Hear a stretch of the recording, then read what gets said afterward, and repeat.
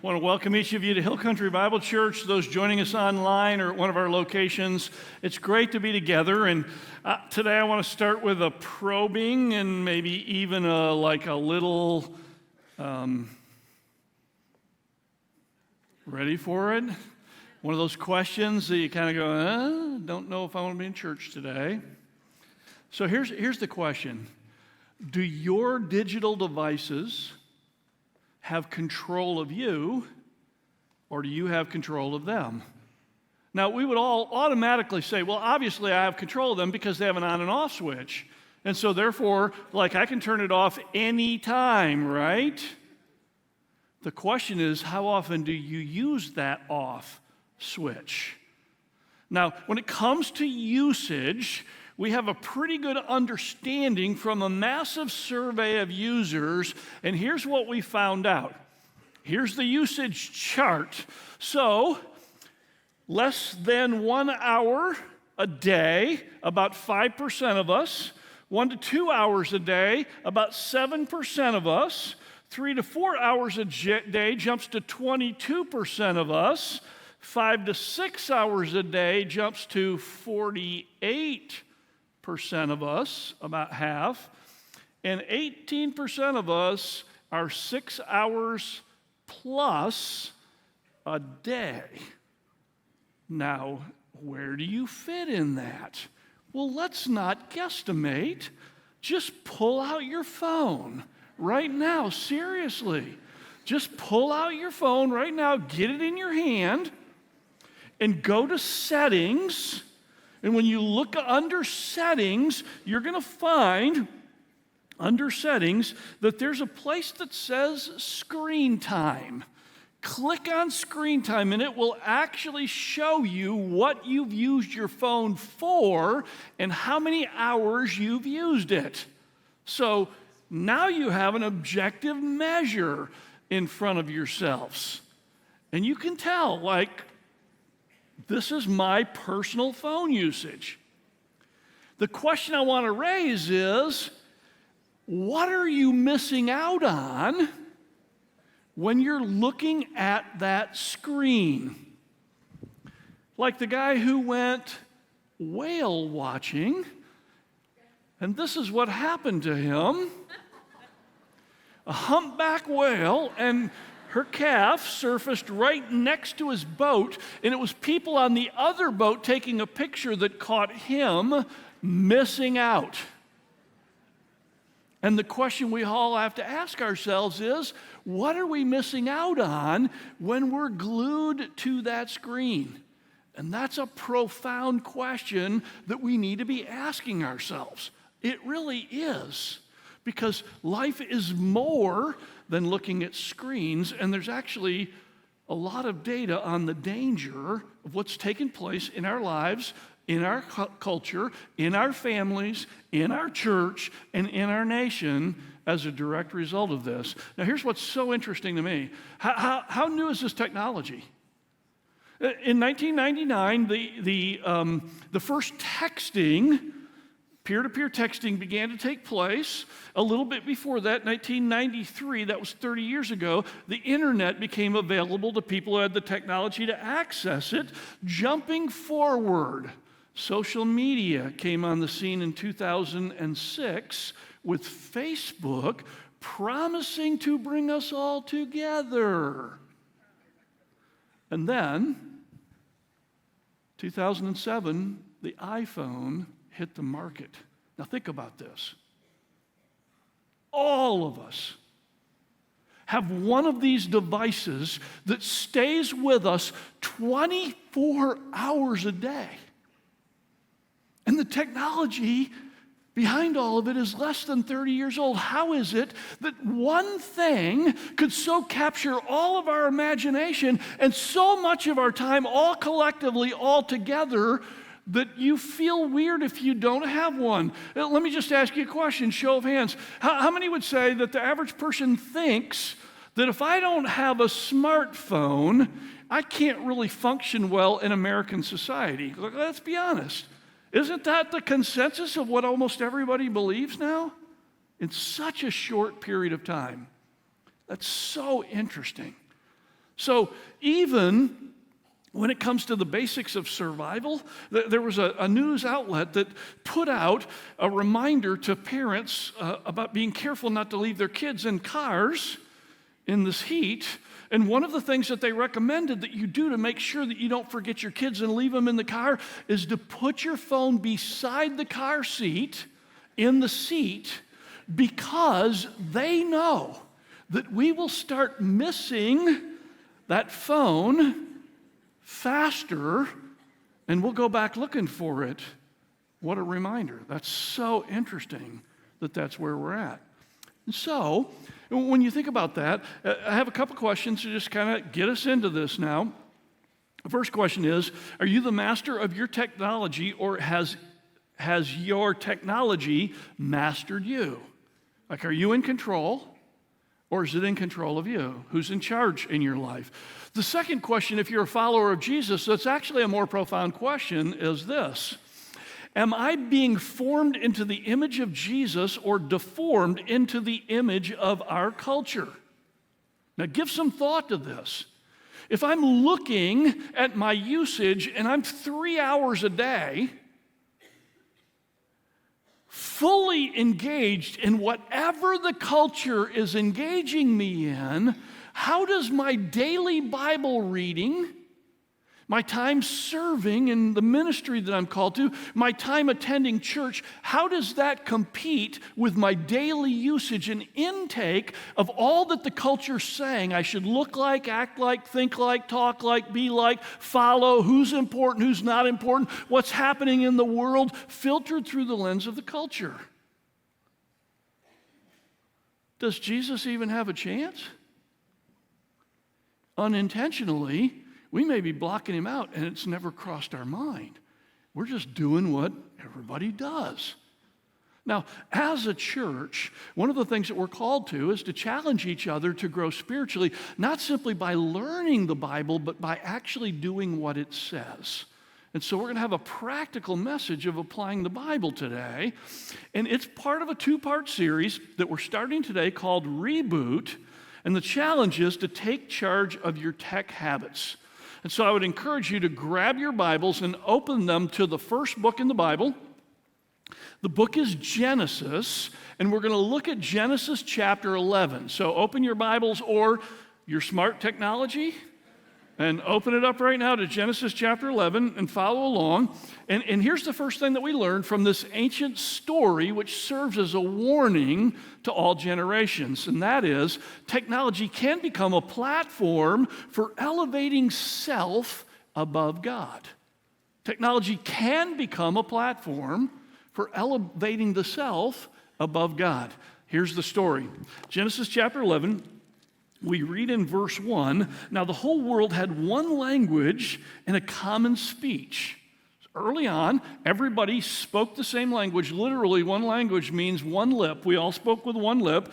And as men moved eastward, they found a plain in Shinar, and there they settled. So this is in the Middle East. Found a plain, settled in that plain. Now, what's the backstory? Well, in Genesis chapter 1, God creates Adam and Eve, and he says to them, be fruitful and multiply and fill the earth. He gives them that blessing and the power to do it. By Genesis chapter 3, Adam and Eve have decided that they can do it better than God. They disobey God in their rebellion because they want to elevate themselves to be like God, and that plunges the whole human race into sin and depravity, which goes downhill and downhill and downhill and downhill until people in that early ancient civilization that's growing and booming and taking off, people are so violent, so evil, so bad that God says, I'm going to wipe this group out and start over again. And so we read about the flood, and God saves one family, Noah's family. And in chapter 9 of Genesis, when Noah's family gets off the ark, God gives the same blessing.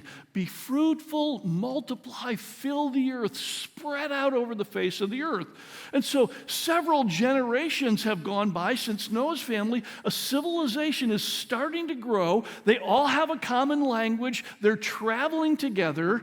And that's where we pick up in the story. And notice what happens in verse 3. They said to each other, come, let's make bricks and bake them thoroughly. They used bricks instead of stone and tar for mortar. Then they said, come, let us build ourselves a city with a tower that reaches to the heavens so that we may make a name for ourselves and not be scattered over the face of the whole earth. Now, there's a lot in there, so let me unpack it really quickly. It begins with technology. They come up with a technological advance called the brick. One of the reasons why I think this story is so interesting is because some of you may remember the brick. Remember one of those phones that like you had to do a little workout before you could get up to your ear? What they develop is the ability to take mud and through putting it in a kiln and heating it to a certain temperature, it becomes a very hard and useful building tool that's easy to handle and yet can hold hundreds of tons of weight when put together in a form. And so they come up with this technology, and this technology allows them to do something else. Second thing we see is their grandiose plan. They're going to build a city, and in that city, they're going to build a tower that reaches up to heaven. Today, we understand more of this because we've excavated a lot of these things, and they're called ziggurats. And ziggurats were platforms that were platform with another and another and another going up with a staircase to be able to get up to the top. And on the top, they always had a temple. Here, they're calling their temple Babel, which is the Akkadian word, which means the gate of the gods. In other words, we're going to build a tower so high that we can actually go into heaven and God can come into earth. This will be the gate where we will set ourselves up to be our own gods. In fact, the ziggurats had a temple at the top and a temple at the bottom so people could go all the way up to heaven. That was their idea. And God could come all the way down to earth, and therefore God becomes small and they become big, self-exaltation. Now, why did they decide to do that? For two reasons. It says in the passage that we might make a name for ourselves. What does that mean? What that means is that we would become immortal. Not that we would live forever, but that our name and reputation would never be forgotten. Because everybody living in this city would look up to the tallest tower where we connected with God, and we, in our technology and our development, we are the people that are the most exalted. And the second reason they said, and then we won't be scattered over the earth. That's direct disobedience to what God told him to do. God said, spread out. Don't clump up in one great urban center, but spread out. So this is what they're doing. Now, a couple principles or ideas that we need to take from this. And the first one is this. Technology in and of itself is not evil. Like technology, this brick, is not evil. This brick could have built homes and cities all over the world like God told him to do. There's nothing evil about this. But oftentimes, we become shallow thinkers and we don't think through technology. And so we often develop what I would call the myth of neutrality. Since it's not evil, therefore go for it. And we uncritically adopt technology, just like what we've uncritically done with our screens. Now, a couple thoughts that relate to that. The reason why we need to evaluate things critically and evaluate every piece of technology critically is because oftentimes what technology promises and what you actually get are two different things. Some of you were the builders of the first PC. And remember the promise? Man, when everybody gets one of these in their home and has one on their desk at work, it will save so much time. We won't know what to do with all of our time. We'll be at the lake every day, two-day work week, maybe 3-day work week at the most. How many of you think you're busy? How many of you spend a lot of time on your computer? right? I mean, you think about it. It promised us something that it never delivered. And some of us are hearing right now, well, when AI comes out, we're all going to be on a yacht someplace enjoying our day. It's going to replace all of us, right? Fat chance, people. Think about it. That's the way technology tends to promise but not deliver. The second thing that forms in this myth is just this untethered, unthought through adoption. Like it's the new thing, it's the shiny thing, I've got to get it. And we tend to go after it. So when we say technology is not evil, that is true, but don't fall for the myth that it's neutral. Anything that changes your life, invades your life, will have an effect on you, and we've got to be thoughtful about that. The second thing is, even though technology is not evil, technology can be used in a harmful way. So if I were to take this brick here and I were to throw it at you, like I'm now using technology in a harmful way. And the reality is that every technology has the ability to be misused. And we know this, right? This is not like rocket science. It's actually nuclear science. We know a nuclear power plant can power a city, and we know a nuclear weapon can destroy and flatten a city. Same technology, two different applications. Here's the third thing. Technology, and especially the technology found in our smart digital technology.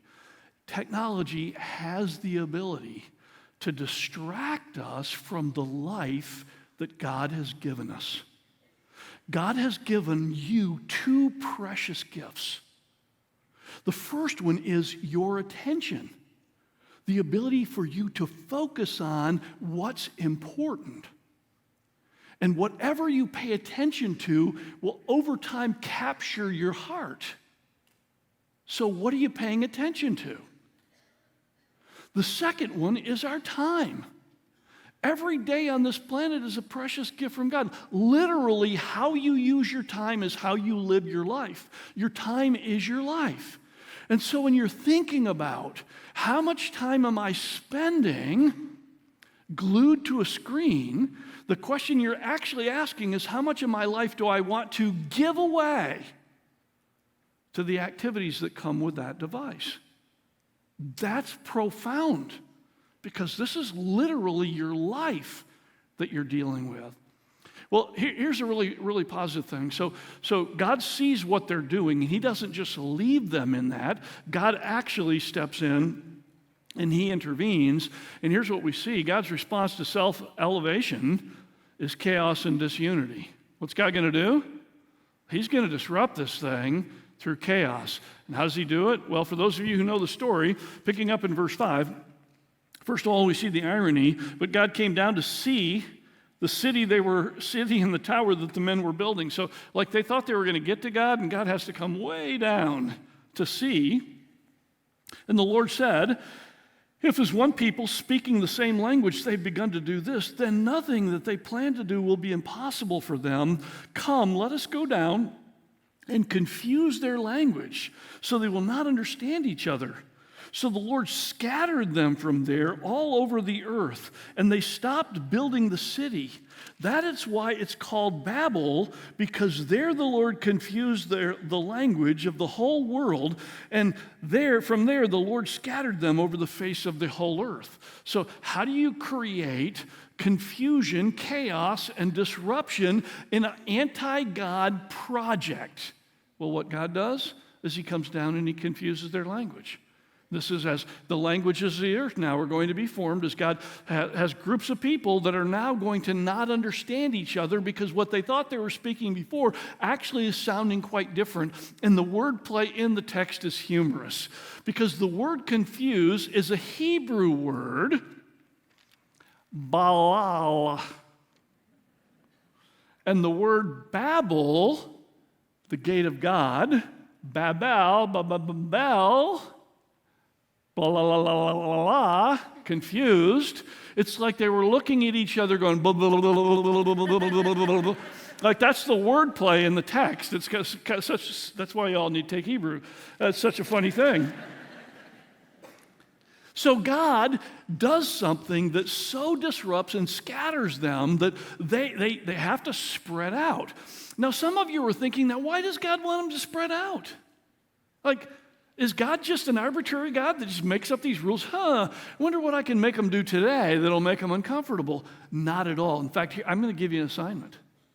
I want you to think about the danger of people that are at this level of technology and civilization creating a massive urban center where all people are crammed in together. What would be the consequences to human thriving in that setting? In fact, as you think about all those problems, send me an email this week. I'd love to hear your feedback on some of the things that you thought of. God is not telling them to spread out just because he's bored. God always has a plan for your human thriving, and every one of his commands will ultimately make life better for you and for me. That's what God does. Here's what's so interesting. When you think about the words chaos and disunity, the opposite of what we were promised, the internet, Facebook, social media, Instagram, texting, shared photographs, music, this is all going to bring us together. Remember that? And yet, we are more divided over the past 10 years than most anybody can remember as a nation. We are so divided. We're divided in our own homes. Our kids are divided from their peer groups. We are split up, and so much disunity. And where's it coming from? Well, let me just tell you, pastors are not the ones who are pointing this out, unfortunately. The people that are pointing this out are educators, counselors, doctors. Even the federal government is saying, folks, we have a problem with digital technology. It's actually negatively affecting us as a people.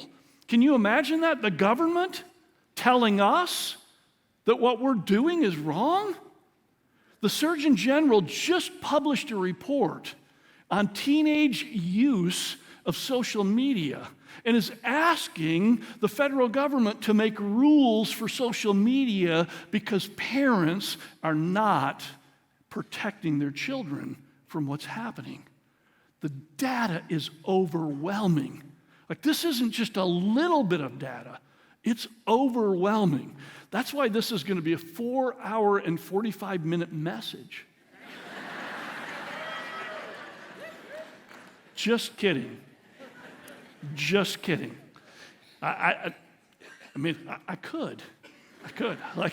There's so much data for what we're doing to ourselves. So, let me give you 4 reasons why this technology that we hold in our hand and the gaming systems that we have in our homes, let me give you the reasons why this is so dangerous.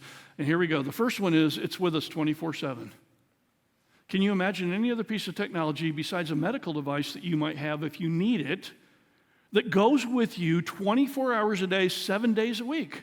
I mean, I've got it sitting on my bedside table, and when I get up in the morning, I pick it up and it goes with me all day. And if I ever get too far away, my watch starts beeping and telling me, you've left your phone. Some of you are saying, where can I get one of those watches?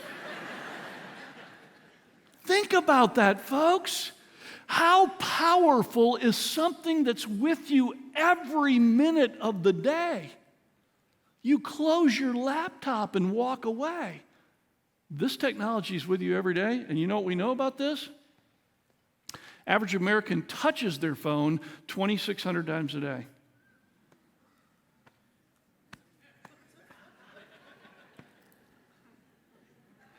$2,600 times a day. The average American activates their phone 96 times a day. When I say average, Let me give you the other statistic. But 66% of us activate that phone 160 times a day, which if you take off the hours that you sleep, that's 6 times an hour you're activating that phone. Every 10 minutes of your day, waking, you're opening that phone.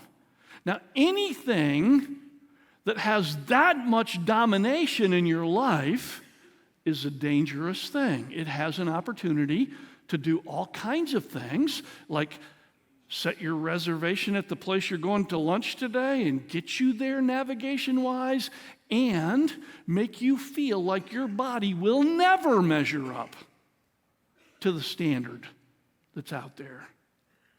Here's number 2. It is highly addictive. It is highly addictive. Here's what we didn't know. When passive screens came out, like TVs, we used to say to ourselves, like, we don't want to spend so much time watching the boob tube because, like, that just wastes a lot of our time. What we had no idea is that actually the digital technology that's interactive is doing something in our brain that those passive screens never did.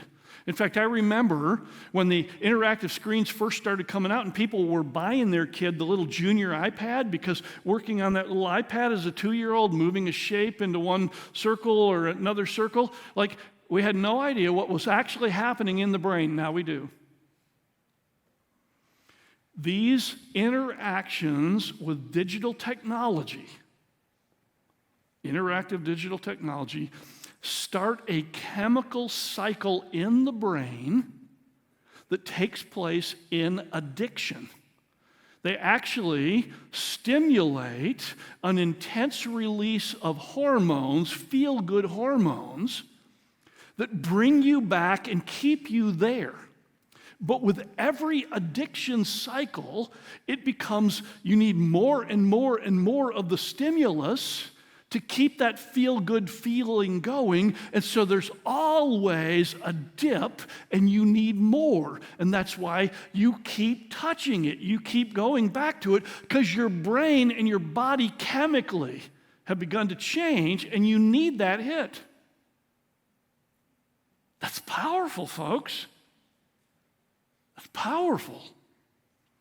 The other thing that happens is, in our normal course of life activity, none of the things that we do give that much of a chemical reaction, and so life around feels very boring. And that's why you can be sitting across the table with your spouse, and it's more exciting to be on that digital technology than it is to be having a conversation. Because the conversation doesn't do as much as what that device does. This is just science, folks. It's just science. Here's the third one. The reason why this is dangerous is because this technology is manipulative. This technology is manipulative. This technology literally is monitoring everything you do to collect a profile of who you are. In fact, Wall Street Journal did an investigation on TikTok. Some of you say, I don't use TikTok. Well, this is one of those. They found that TikTok only needs one important piece of information to figure out what you want. And the amount of time you linger over a piece of content, every second you hesitate or rewatch, this app is tracking you along with all kinds of other apps. And here's what it's doing. What it's doing is it's studying you so that it can give you feedback. It can prompt you, send you notifications, signals, even tee up content deliverers, advertisers, lifestyle things to fit your choices. And so it doubly has that addictive property because you keep getting surprised with you. You talk about it all being about me. The whole device is designed to stimulate you into being you and seeing you and what you like and what you want over and over and over again, which creates a kind of echo chamber. So when it comes to the news or world events or ideas, what keeps coming back to you over and over again is exactly what you want to hear. And over time, you start to think, since all the news tells me this, Anybody who believes something else must be dumb. How could anybody be so ignorant or, dare I say, evil to believe something different than what everything I know is telling me? And so therefore, without another opinion coming into our lives, because the technology is just manipulating us, mostly to get money, mostly for those reasons, because it's manipulating us, we run into other people who think differently than we do, and we think, how could anybody think that way? Rather than getting a balance of what's going on in the world where we could go, yeah, there's some merit to that point of view. I could see why somebody would take it. I don't agree with it, but I understand people. Like, now I got grace. The reason why we are at each other's throats is deeply embedded in the amount of time that we invest hearing ourselves over and over and over and over again. That's the business model of this technology. So it's not just the information, it's what's happening to that information as you are being sold to people who are pushing you what they want you to know, believe, hear, and that creates more and more separation in our country. Some people think it was the pandemic. Some people think it's presidential politics. Neither of those have as much power as what we hold in our hand 24 hours a day, 7 days a week. And we've been holding this, most of us, for 10, 12 years now. And that's affecting us deeply. Okay? One more. This is the hardest one of all. It is particularly damaging for children and youth. Particularly damaging. And the reason why that's true is because a child's brain develops over time. And since the technology actually affects the brain in a profound way, children are unprepared for what it does to them, and the result of that is profoundly negative. I'm just going to give you 4 ways how it affects children. I'm not going to spend a lot of time on them. But the first one is it alters brain development. Why? Because the brain actually is what it does. Do you realize that your brain is constantly being shaped by what you're doing and what you're putting into it? That's why some of you, pre-pandemic, post getting on this digital technology and spending 3 or 4 hours a day, some of you like to be out, you like to be around people, you like to go and do things, and now it feels weird. And you find yourself more isolated. What's happening? Your brain is actually adapting to the input that you've been giving it and how you've been using it, and that's how the brain works. So when you think about a child is being deeply affected, and the brain is being affected by how this technology works. Second one is it impairs social skills. I mean, the time that God designed us to be outdoors with friends, free play, interacting with family, doing things that we experiment and learn with, using our hands, talking. If it's hooked up to a gaming console, all of that is missing out. And you may have a child who actually has a major problem relating to a spouse someday because of what they missed out on through this technology. That's a big deal. The third one is it exposes your kids to a dark world of web. And many of you think, oh, I've got all those filters on there. So here's the most interesting story I read. A guy sitting in church right next to his teenage daughter, her phone buzzes between them. He picks it up, and it's her boyfriend looking like he needs some clothes on. He thought he had all the filters in the world. How would he ever figure out that there's actually a friend's text function within the Bible app? And they were sending pictures of each other while they were sitting in church through the Bible app. Not to mention all the other stuff that's out there. One of the people in Screen Strong who does this for a living and travels around the country helping people with this, she said that before you actually give your kid a phone, you need to set up a dummy account on that phone at their age and watch what comes in that doesn't come to you. Because if you're not clicking on pornography, they're not sending it to the adults, but they're sending it to the 11, 12, 13, 14-year-olds. And 2 out of every 3 teenagers now, someone has attempted or succeeded in sextortion. It's ugly what you're giving people, your kids, access to. And filters, it's good, but your kids are smart. Number 4, tech addiction at an early age is one of the results of this, and that's a massive, massive problem for a developing brain. So just from the standpoint of how it's affecting us, we could spend a lot of time talking about this, but I just want to highlight just one thing that came out recently. So the CDC's biannual youth risk behavior survey showed us just recently that most teen girls, 57%, now say that they experience persistent sadness or hopelessness. Persistent sadness or hopelessness. Girls, I know. Several years ago, I did a message on anxiety, and one of the girls in the church came up and she said, did you see that? Like, I brought my friends. I have a whole row of people. And I said, so, like, are your friends struggling with this? She said, yeah, we all are. I said, are you struggling with anxiety? She said, yeah, I'm struggling with anxiety. I said, do your parents know? She said, no, I couldn't never tell my parents. They'd take stuff away from me. Like, this is real.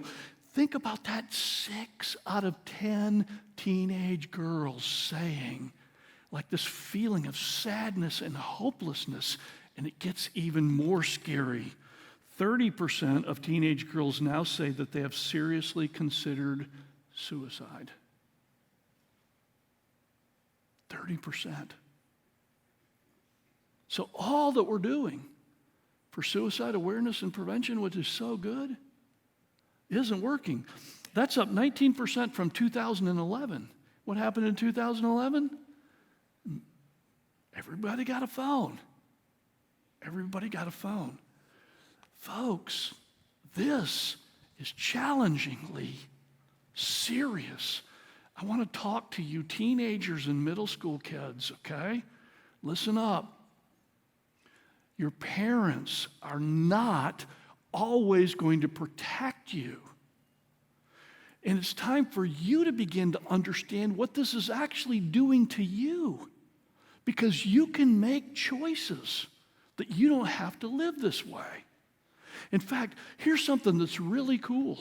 So Gen Z, that's high school and college kids right now, are starting to recognize this. You guys have seen so much of this wreckage in your personal life and with your friends that 76.3% of Gen Zers have said, I realize that this technology usage is too much in my life. I need to cut back on this. This is not good.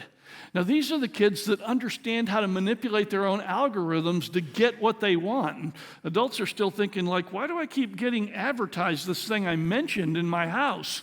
And Alexa heard it. How does that happen? You guys, teenagers, college kids, you know exactly what's taking place. So the question is, will you take charge? Are you willing to begin to say, like, I don't have to do this? In fact, I want to leave you with a couple questions as we start to move toward close. The first question is this: what problem does this screen solve, and what problem does it create? I know a lot of parents say, I gave in to my kids. They really wanted a phone. They kept bugging me about it. Wait till after you give it to them, because the management after is greater than the management before. Second question, am I being formed into the image of Christ through my technology usage, or am I being deformed into the image of this world? Third question, do I rule over my technology, or does it rule over me? You want to find out the answer to that question? Well, I've got good news for you. when you came in, you received one of these cards.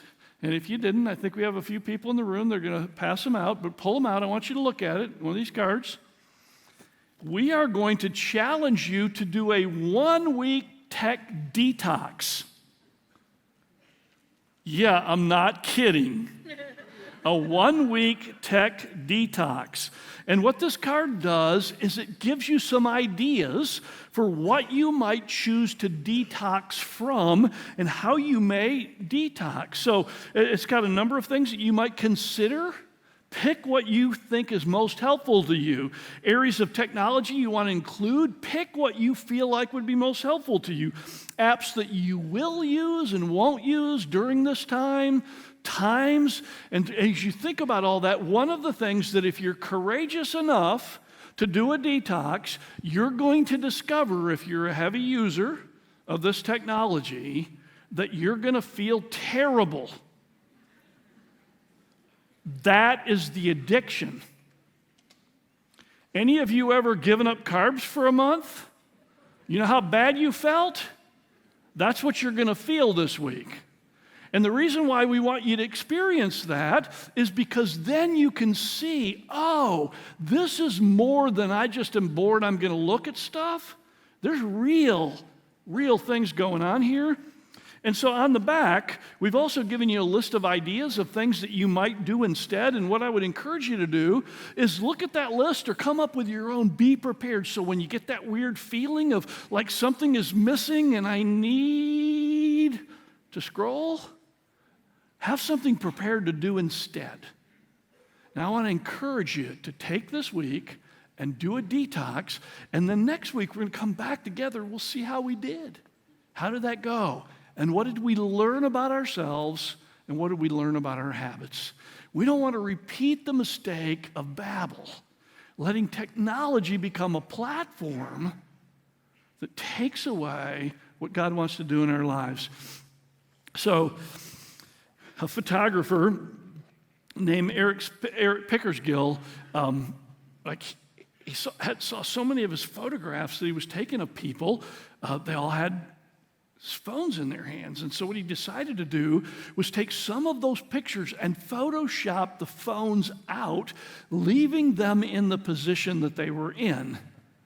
So I want to show you a couple of these as we wrap up. And here's the question I want you to ask yourself. What would be happening if there was no screens involved? Okay? Here we go.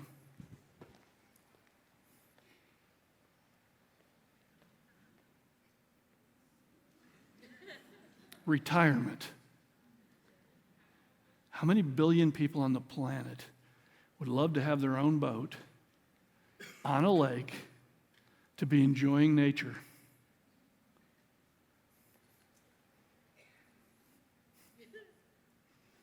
Second one.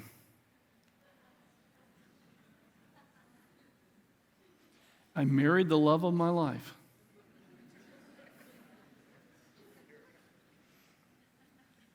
What could be happening in this picture?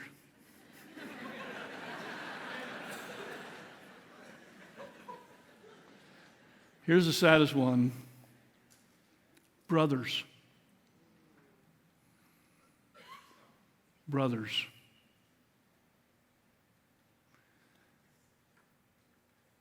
Running through the fields, building a treehouse, learning how to work through an argument, learning to get along. Mom and Dad are going to be gone someday. Will the brothers talk?